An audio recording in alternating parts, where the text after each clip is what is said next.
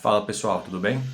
Hoje vamos falar de um sintoma que, quando aparece, costuma gerar um desconforto na gente, porque frequentemente não sabemos investigar direito ou conectar com potenciais etiologias, e facilmente acabamos nos prendendo a apenas uma delas, que é o câncer. Eu tô falando da disfagia, dificuldade para deglutir. Mas fica tranquilo que depois desse vídeo você não vai mais ser pego desprevenido por casos de disfagia. Aqui é o Henrique Suriano, médico pela Santa Casa de São Paulo. Existe todo um capítulo da medicina dedicado a síndromes disfágicas, mas hoje vamos nos ater à principal delas, que é a acalásia. E no próximo vídeo falaremos de dois diagnósticos diferenciais dela muito relevantes, que são o espasmo esofagiano difuso e o esôfago em quebra-nozes. Vamos começar pela acalásia, que nada mais é do que um distúrbio primário da motilidade esofágica causado pela destruição dos plexos mioentéricos, principalmente o plexo de Auerbach. Lembra dele lá das aulas de histologia? Ele também é chamado de plexo mioentérico, fica entre as camadas de músculo liso do trato gastrointestinal e atua diretamente na sua motilidade, o que inclui a peristalse esofágica. Além dele, temos o plexo de Meissner, ou submucoso, que fica evidentemente na camada submucosa e atua no transporte de íons e água e no controle da secreção gastrointestinal e do fluxo sanguíneo local. Pois bem, voltando. Na acalásia, o problema está principalmente nos plexos de Auerbach, ou mioentéricos, e a causa da sua destruição ainda não é completamente compreendida. Mas já que aparentemente ela não aparece como consequência de outro problema, dizemos portanto que é um distúrbio primário. E aqui vale acrescentar que quadros avançados de doença de Chagas também podem cursar com lesão dos plexos e portanto evoluir com um quadro semelhante à acalásia. Porém, nesses casos é um distúrbio secundário, porque é secundário à doença de Chagas, e costuma afetar tanto os plexos de Auerbach como de Meissner. E além disso, existe uma entidade chamada pseudoacalásia, que é uma disfagia cujo mecanismo não é a destruição dos plexos, mas geralmente a progressão de alguma doença infiltrativa, como a sarcoidose, a amiloidose e o próprio câncer de esôfago. Mas e daí, o que os plexos mioentéricos têm a ver com a doença? Pois bem, a sua destruição leva a duas principais consequências, que são o prejuízo ao relaxamento do esfíncter esofágico inferior, ou seja, ele fica mais tempo contraído, fechado, e tá aqui uma informação fisiopatológica importantíssima para nós. E o prejuízo aos movimentos peristálticos. Já vamos aprofundar nas repercussões disso, mas guarda esse mecanismo. Feitas essas introduções, temos então que a acalásia é um distúrbio primário da motilidade esofágica, e o seu quadro clínico é bastante típico. Vemos três sintomas principais. A própria disfagia, que é descrita como de condução, não de deglutição. A comida entra, mas ela fica entalada na garganta, tanto na ingestão de sólidos como de líquidos, com início insidioso e progressão contínua, geralmente por mais de 6 meses. E além da disfagia, a gente tem a regurgitação e a perda de peso, que costuma ser insidiosa, de pouco em pouco, porque se for aguda e muito pronunciada, deve nos fazer pensar em quê? Câncer. Também pode ter mau hálito, halitose, já que a retenção de comida no esôfago gera um odor desagradável, e tosse noturna, que é uma consequência dessa mesma comida retida no esôfago, que pode incomodar as vias aéreas quando a pessoa se deita. Diante de queixas como essas, precisamos investigar o quadro, e faremos isso por meio de alguns exames de imagem. Em geral, essa investigação segue uma escadinha lógica, composta por 3 exames. O primeiro é a endoscopia digestiva alta, a clássica endoscopia que todos nós conhecemos, cuja função aqui é descartar outras doenças, incluindo o câncer de esôfago, e avaliar complicações da retenção de alimentos no esôfago, como a esofagite e até mesmo estenoses. Vale lembrar que a acalásia é fator de risco para o carcinoma espinocelular de esôfago, precisamente porque essa retenção de comida pode irritar a parede do esôfago, desencadear uma esofagite e progredir para câncer. Em seguida, temos o esofagograma, ou EED, que significa esôfago, estômago e duodeno, que nada mais é do que uma série de radiografias tiradas enquanto a pessoa ingere um líquido contendo contraste, o bário, por via oral, permitindo uma boa visualização do esôfago. E para entender a verdadeira função do esofagograma, vamos retomar o mecanismo fisiopatológico da doença. A destruição dos plexos de Auerbach gerou uma dificuldade de relaxamento do esfíncter esofágico inferior, certo?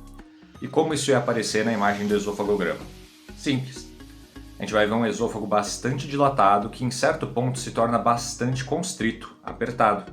Abaixo dessa constrição, a gente vê a dificuldade de relaxamento do esfíncter esofágico inferior. e acima dela a gente vê o esôfago que acabou ficando dilatado em resposta à retenção de comida e líquidos. Ou seja, enquanto a endoscopia nos ajudou a descartar outras doenças, o esofagograma nos dá a primeira imagem que efetivamente sugere ser uma calásia. Mas não acabou por aqui.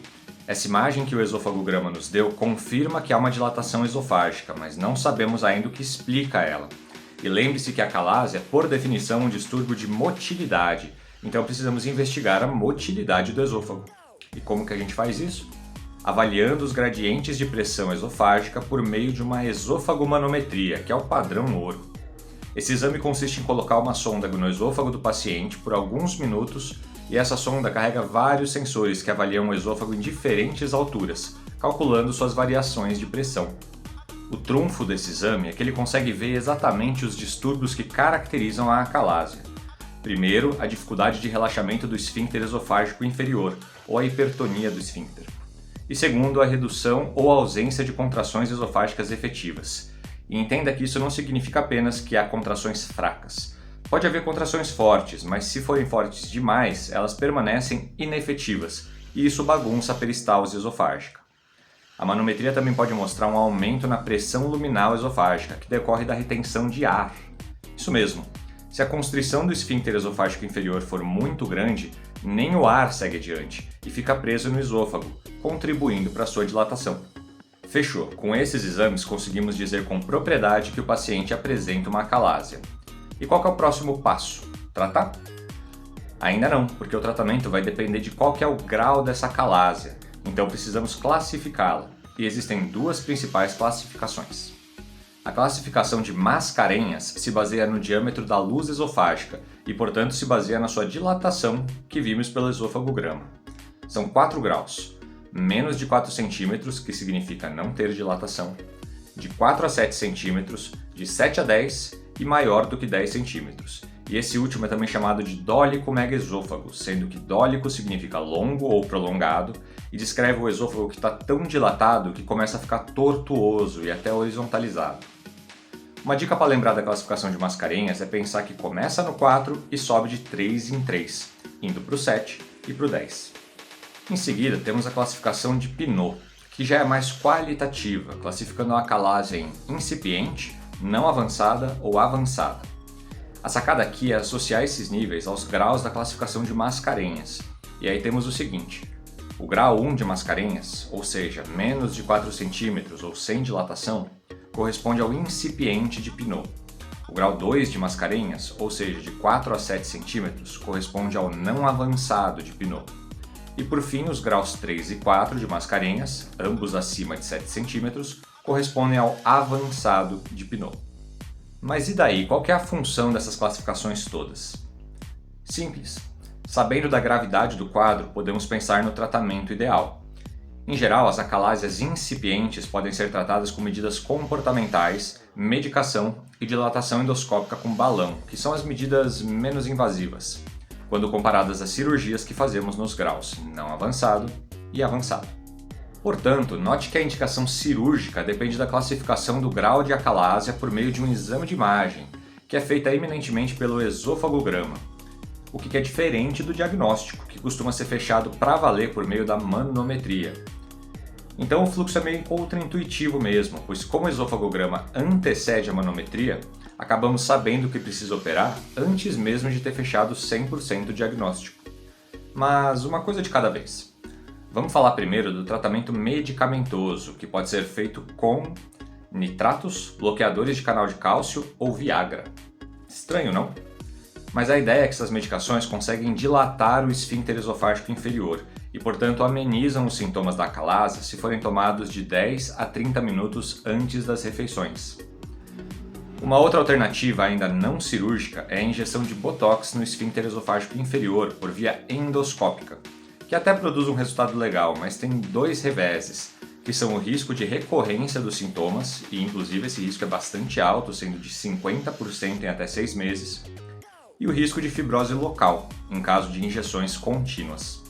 A nossa última alternativa não propriamente cirúrgica é a dilatação esofágica com balão, que literalmente força o esfíncter esofágico inferior a se abrir. A lógica é que se ele não vai relaxar por bem, então vai relaxar por mal. E a sua taxa de sucesso é substancial, resolvendo os sintomas em 60 a 85% dos casos. Só que ela também tem os seus problemas, como a recidiva dos sintomas em metade dos casos, a perda da eficácia depois da terceira dilatação, o risco de dilatar demais e predispor a uma doença do refluxo, e o risco de causar uma perfuração esofágica. Mas felizmente esses dois últimos problemas são muito mais raros, acontecendo em apenas 2% dos casos. Pois bem, ficou claro que a taxa de falha dessas terapias não é pequena, e na verdade mesmo quando surtem um efeito legal, costumam ser apenas uma ponte para aquilo que realmente tende a resolver o problema do paciente, que são as condutas cirúrgicas. Para entender isso, pensa que a doença é causada pela morte dos plexos nervosos, de neurônios, e portanto não existe nada que a gente possa fazer para resgatar esses neurônios e assim atacar a gênese da doença na sua base. Por isso os tratamentos conservadores têm efeito limitado. Mas afinal, quais que são as nossas opções cirúrgicas? Se for uma acalásia não avançada, ou seja, grau 3 de Mascarenhas com dilatação de 7 a 10 centímetros, priorizamos a cardiomiotomia a Ehler modificada, que pode ser aberta ou laparoscópica, e consiste em seccionar as camadas longitudinal e circular do músculo liso do esôfago distal. Assim como na dilatação esofágica por balão, aqui a ideia é: se o esôfago não relaxou por bem, então ele vai relaxar por mal, na base da faca. E o seu efeito é bastante interessante, com taxas de remissão dos sintomas de 70% a 90%. Porém, assim como na dilatação por balão, há risco do esfíncter ficar solto demais e aumentar o risco do refluxo, motivo pelo qual muitos autores recomendam que a cardiomiotomia a Ehler modificada seja associada a alguma cirurgia anti-refluxo. A gente já vai falar mais sobre isso. Uma alternativa mais moderna e bastante oportuna a essa cirurgia é a POEM, que traduzido significa miotomia endoscópica peroral. Nela, ao invés da via aberta ou laparoscópica, fazemos uma endoscopia, chegamos no estômago, criamos uma abertura na mucosa gástrica e alcançamos o esfíncter esofágico inferior. É um método menos invasivo, mas que não constrói mecanismos anti-refluxo e, portanto, predispõe à doença do refluxo, e adicionando um complicador. Aqui, como não abrimos o paciente, a priori não tem nem como construir algum mecanismo anti-refluxo, então a gente precisa arcar com o ônus dessa escolha. Pois bem, e que mecanismos anti-refluxo são esses? Estamos falando das fundoplicaturas, cirurgias em que o fundo do estômago é usado para se criar um novo esfíncter esofágico inferior, mas com o grau de constrição que nós quisermos. E é exatamente esse grau de constrição que varia entre as cirurgias de fundoplicatura. No contexto da acalásia, preferimos as fundoplicaturas a TAU ou a DOR, em que o fundo gástrico é colocado anteriormente ao esfíncter esofágico inferior. Na TAU, esse novo esfíncter feito com um fundo gástrico cobre apenas 90% da circunferência esofágica, enquanto na DOR essa cobertura é de 180 graus.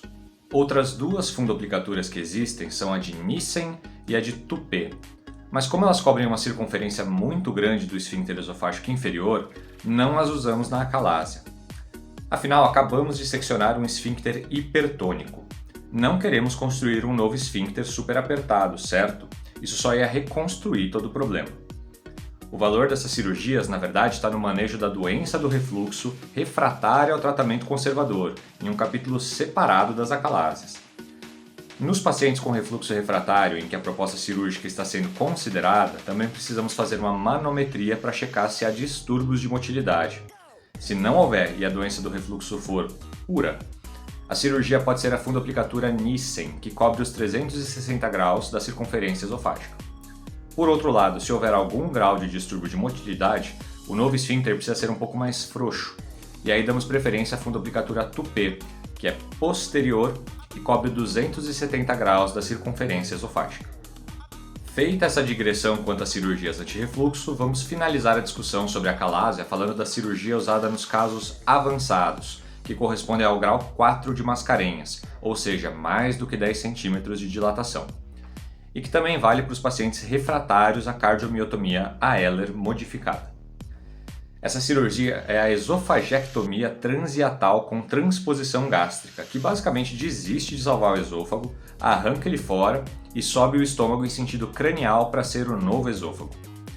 É uma cirurgia muito radical, e exatamente por isso reservada para os casos de acalásia em que não havia mais nada que pudesse ser feito. Por fim, Uma alternativa à esofagectomia é a cirurgia de serradória, que ao invés de extirpar o esôfago, extirpa apenas o esfíncter esofágico inferior, anastomosa o esôfago distal no estômago e faz uma gastrectomia parcial, tirando o antro gástrico, com reconstrução em Y de Roux para reduzir o risco de refluxo. Apesar de eficaz, ela faz ainda mais manipulações cirúrgicas que a esofagectomia, que já era radical, então não costuma ser feita de rotina. É isso, pessoal, espero que tenham gostado e obrigado por acompanhar a discussão até aqui. Se tiver dúvidas, manda nos comentários do YouTube ou por mensagem no Instagram no @henrico.suriano. E se achou o conteúdo relevante e a abordagem didática, deixa o like, me segue no YouTube e no Instagram e recomenda para os colegas. A gente segue estudando e aprendendo. Obrigado e até a próxima.